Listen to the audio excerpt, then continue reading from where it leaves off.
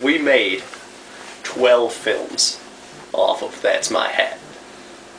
It was just solely based around That's My Hat. I mean, sometimes it'd be my hat, sometimes it'd be Greg's hat, sometimes Flexmore would usually wore like some kind of sweat sock, but you know, sometimes that'd come off. I mean, there was even one time, our best, I think. Well, you got the clips of them, right? Yeah. Okay. Well, there was the one. Well, I'll tell you off camera, and then you play it, and then is this still rolling? Mm-hmm. Okay. Well, anyway, after about the 12th That's My Hat, we sort of started running out of hat-related things to do. And so we tried to branch out, and things got a little hectic for a while. I mean, we got into some big arguments with each other. Because, I mean, they weren't really the cleanest of fellas, most of them. Flexmore, I never saw him wear a shirt outside of films. I mean, press conferences, he would be shirtless.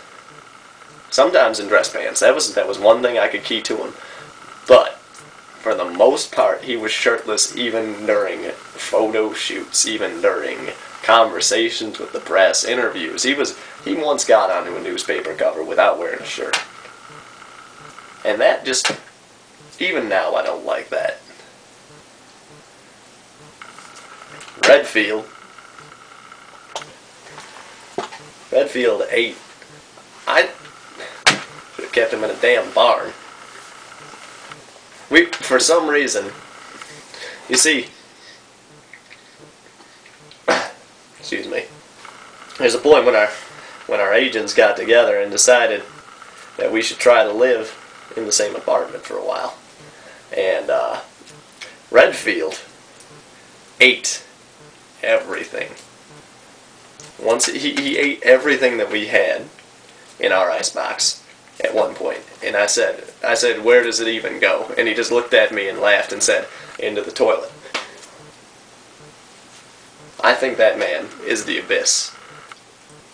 And at one point, I started hiding food under my bed. I came into my room, there was a hole bit out of my bed. He said it wasn't him. I have to assume that it was, or it was some kind of demon. Now, Flexmore, aside from the no shirt, I never really had any problems except for when he would sit on our white sofa wearing no shirt. I mean, he didn't really do much except for work out and sweat. And he left a body print on the sofa at one point on leather. I don't even know how he could do that.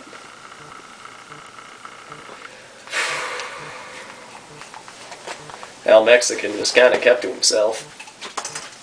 Just kind of. Well, we believed he was Mexican at the time, and so we just sort of locked him in the closet for a while. One more time, sorry America, but that was fine then.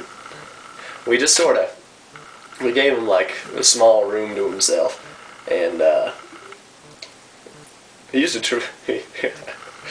to try and convince us that he wasn't Mexican, so we'd let him out in the closet. But we wouldn't do it. We'd just slide him some tortilla shells under the door, and that was the good days. But eventually, you know, we treated him like a person, and to the extent that the law required of us. We got into a couple legal issues, especially after the closet incidents, by which I mean more than one incident. But anyway, career started to falter a little bit after about three or 4 years of us just being kind of traveling routine and trying to work in Hollywood in the films. And one day we were just out. Money was running low. We were just out in the streets of Hollywood, and we were just doing basically a street version of That's My Hat. And all of a sudden, this drifter walks up, and he just grabs the hat off my head. He grabs the hat off Redfield, and he grabs the headband off Flexmore and starts tossing them up in the air. And he's juggling. He was juggling them. And I looked at him and I said, "That's my hat." And right there, I knew we had found a gold mine. We attracted so much attention to that street that we made the same films again, but with this man juggling in them. He was the best thing to happen to the group. He kind of held us all together. His name was excuse me.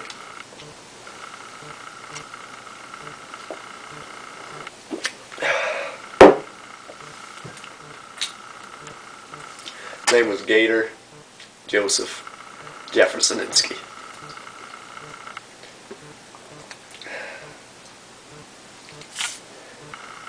Sometimes I get a little, excuse me.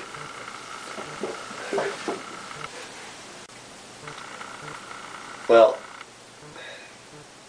when Gator joined the group, he started adding in ideas. And I mean, it sounds a little dumb for me to say that we didn't try ideas, but he just had this just fresh life that he just brought into it. And he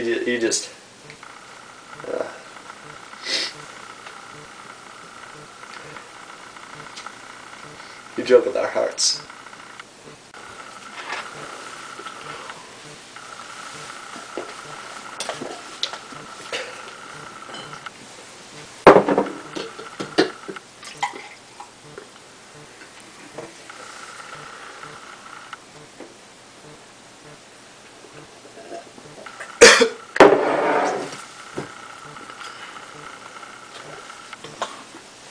I'm sorry. I'll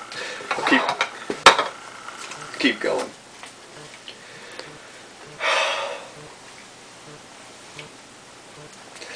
He was just the finest out of us. He just had this raw talent.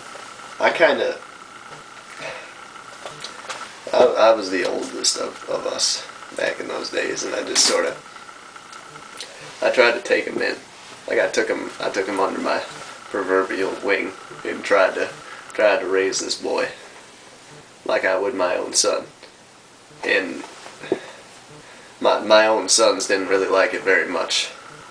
I mean, long run, my wife divorced me. I ended up having about 7 kids out of that marriage. I mean, fame does that kind of thing to you. But fame hit him the worst.